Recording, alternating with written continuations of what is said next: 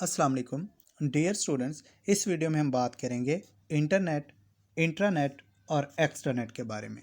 सबसे पहले पढ़ते हैं इंटरनेट के इंटरनेट क्या है।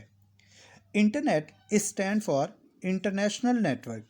इंटरनेट जो है वो इंटरनेशनल नेटवर्क का स्टैंड फॉर होता है। Basically it is a largest computer network. ये एक बहुत बड़ा कंप्यूटर नेटवर्क है, यानी मैं कह सकता हूँ कि इसके अंदर मिलियंस ऑफ कंप्यूटर्स जो है वो शामिल होते हैं। यानी बहुत ज़्यादा कंप्यूटर्स को या पूरी दुनिया के कंप्यूटर्स को जो आपस में मिला के एक नेटवर्क बनता है उसको हम कहते हैं इंटरनेट। अच्छा जी, अब चूंकि इसमें बहुत सारे कंप्यूटर्स होते हैं, बहुत सारे कंप्यूटरों को मिलाने का जो है वो एक ख़ास मकसद होता है और वो मकसद है कम्युनिकेशन। कम्युनिकेशन करते हैं, इट मीन्स कि इसमें जो कंप्यूटर्स होते हैं वो आपस में डाटा सेंड भी कर सकते हैं और रिसीव भी कर सकते हैं। अच्छा जी, अब चूंकि ये एक दूसरे के साथ डाटा सेंड और रिसीव कर रहे हैं तो इसके लिए एक ख़ास किस्म के प्रोटोकॉल को ये इस्तेमाल करते हैं। वो प्रोटोकॉल है TCP/IP। यानी इंटरनेट के अंदर जितने भी कंप्यूटर्स हैं जो आपस में कम्युनिकेशन करते हैं वो TCP/IP प्रोटोकॉल को इस्तेमाल करते हुए डाटा सेंड या रिसीव करते हैं। अच्छा जी, हमने बात की कि चूंकि इसमें मुख्तलिफ कंप्यूटर एक दूसरे के साथ डाटा सेंड और रिसीव कर रहे होते हैं, एक दूसरे के साथ जुड़े होते हैं, तो उनके दरमियान कोई एक कम्युनिकेशन मीडिया भी होता है। कम्युनिकेशन मीडिया कह सकते हैं या उसको मीडियम भी कहते हैं। अब ये मीडियम क्या है? बेसिकली ये सेंडर और रिसीवर के दरमियान एक पाथ होता है, वो रास्ता होता है, वो सारा रास्ता जहाँ से डाटा जो है वो सेंडर से रिसीवर की तरफ जा रहा होता है, वो मीडियम कहलाता है।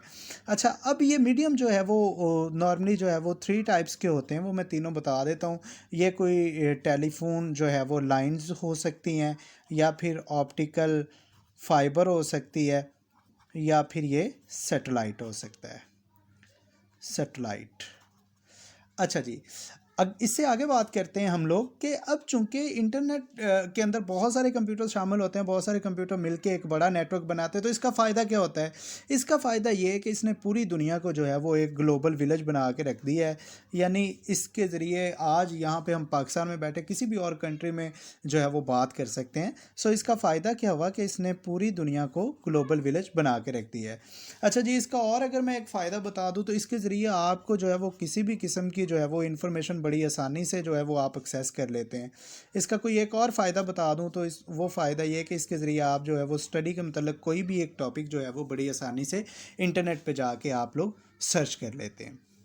अच्छा जी, अब हम बात करते हैं इंट्रानेट के बारे में। इंट्रानेट बेसिकली क्या है? Intranet is a private network of an organisation.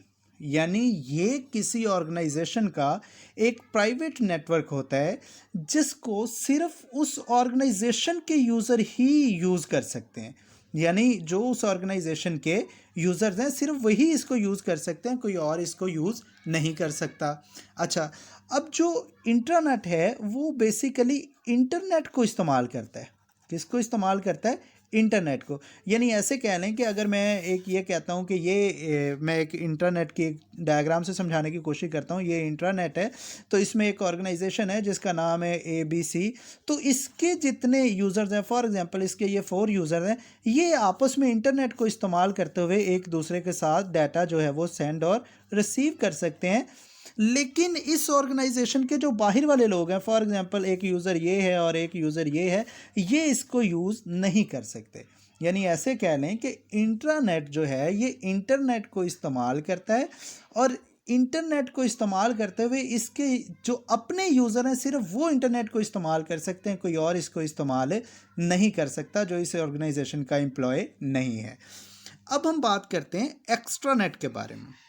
Extranet basically क्या है? ये एक्सटेंशन ऑफ इंट्रानेट है। यानी बेसिकली ये भी इंट्रानेट ही होता है, उसकी एक एक्सटेंशन है। लेकिन इसका एडवांटेज क्या है कि इसमें जो फॉर एग्जांपल ये कोई एक ऑर्गेनाइजेशन है और ऑर्गेनाइजेशन के ये कोई 2-3 यूज़र हैं जो आपस में डाटा शेयर कर रहे हैं।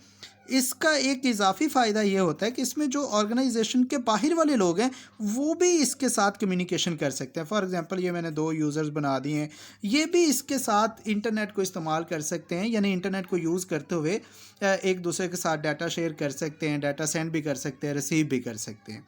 यानी इन शॉर्ट अगर मैं दोबारा एक दफ़ा आपको बताऊं तो एक्स्ट्रानेट में ऑर्गेनाइजेशन के अपने लोग भी इसको यूज़ कर सकते हैं और ऑर्गेनाइजेशन के बाहर वाले लोग भी यूज़ कर सकते हैं। अच्छा, इससे मुराद ये नहीं है कि आप ऑर्गेनाइजेशन से बाहर जो भी कोई लोग होंगे वो सारे यूज़ कर लेंगे, सिर्फ वही यूज़ करेंगे जिनके पास पासवर्ड होगा, या ऐसे कह लें जिसको ये ऑर्गेनाइजेशन एक्सेस देगी, सिर्फ वही लोग यूज़ करेंगे, बाकी कोई यूज़ नहीं कर सकता।